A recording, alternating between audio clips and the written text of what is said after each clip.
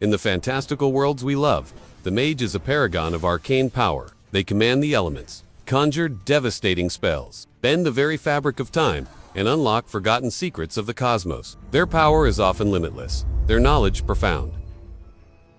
But what if I told you that behind every fireball and every spellbook lies a shadow of profound historical truth? Real figures once walked this earth, cloaked in mystery, wielding secret knowledge, and often feared or even hunted for it.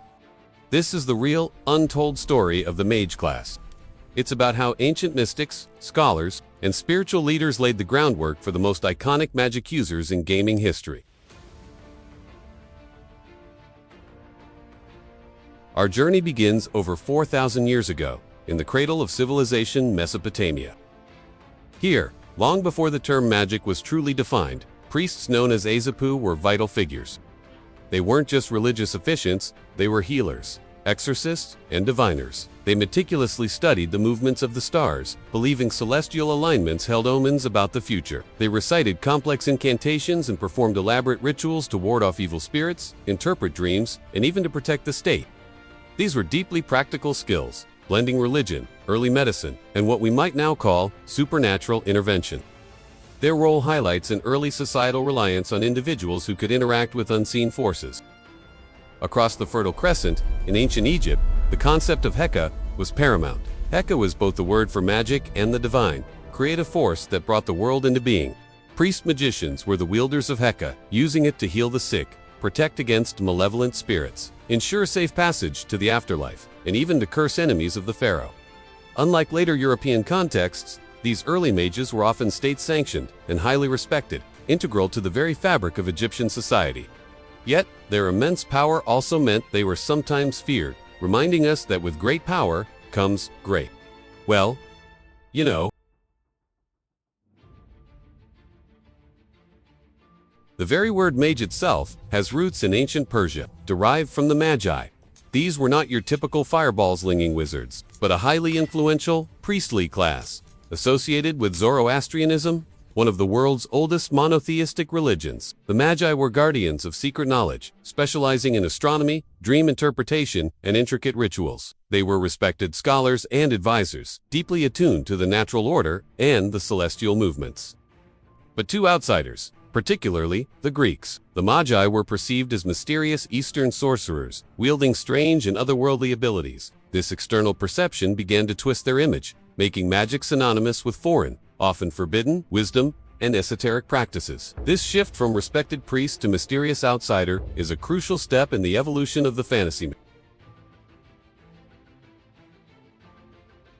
In medieval Europe, the mage took on a far darker, more precarious role. This was an era dominated by the church, where knowledge outside of established dogma was viewed with suspicion. Yet this period saw the rise of individuals like Roger Bacon and Paracelsus, who practiced alchemy and natural philosophy. These were not primitive witch doctors, they were precursors to modern scientists, meticulously experimenting with chemistry, medicine, and the properties of materials. They sought to understand the fundamental laws of the universe, believing they could transmute elements or create elixirs of life. But in this era, knowledge was truly dangerous. The pursuit of arcane arts could easily brand you a heretic, a demon worshiper, or a witch.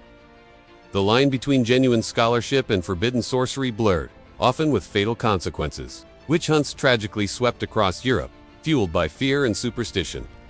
Anyone who seemed to wield unusual power or possess knowledge beyond the common understanding became a target. Yet, it was also during this time that texts like the Picatrix or the Key of Solomon emerged to Kabbalist grimoires detailing planetary magic, summonings, and secret rituals. These weren't just fiction, they were believed to be genuine handbooks of magic.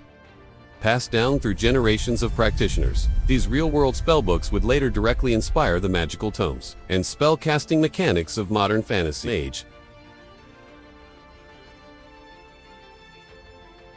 Over centuries, the real-world mage, shaped by diverse cultural contexts, gradually transformed into the figures of folklore and fantasy we cherish. Legendary figures like Merlin in Arthurian tales, or the enigmatic wise men of various mythology, cemented the archetype of a powerful individual who channeled ancient, often cosmic force. They transcended mere human limits, becoming symbols of potent, almost godlike wisdom and ability. It was through the advent of modern fantasy literature and Crucially, tabletop role-playing games like Dungeons & Dragons that the Mage truly solidified into its current form. D&D famously codified the wizard, often fragile in physical combat, but incredibly brilliant and bound by arcane rules and spell slots inspired by Jack Vance's Dying Earth novels. Magic was no longer just mysterious. It was now a system, predictable, learnable, and most importantly, gameable.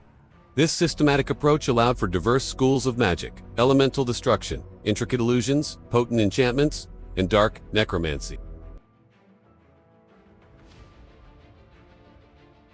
But beyond the spectacular fireballs and teleportation spells, what does the Mage truly represent in our collective consciousness? The Mage is the archetype of the seeker of forbidden knowledge, the one who dares to delve into secrets others fear to touch. They are the scholar of the unseen, pushing the boundaries of what is known, driven by insatiable curiosity. They are the risk-taker, who understands that immense power often comes with immense danger, both to themselves and to the world around them. From the Mesopotamian diviners interpreting celestial omens to the medieval alchemists seeking the philosopher's stone, and even to modern-day scientists pushing the boundaries of quantum physics or AI, the spirit of the Mage persists. It's reinvented in every age, in every new technological or spiritual frontier. The drive to understand, to control, and to transcend the mundane. That's the true magic that never truly fades. Every fantasy class you've ever played, the swift assassin, the stoic knight, the wild druid, the cunning rogue, has its own deep, fascinating roots in the real world, in blood, in belief, and in history. Subscribe to explore the hidden origins of the characters we love and uncover the real-world connections that make fantasy so compelling. Hit that like button if you learned something new and ring the notification bell so you don't miss our next adventure.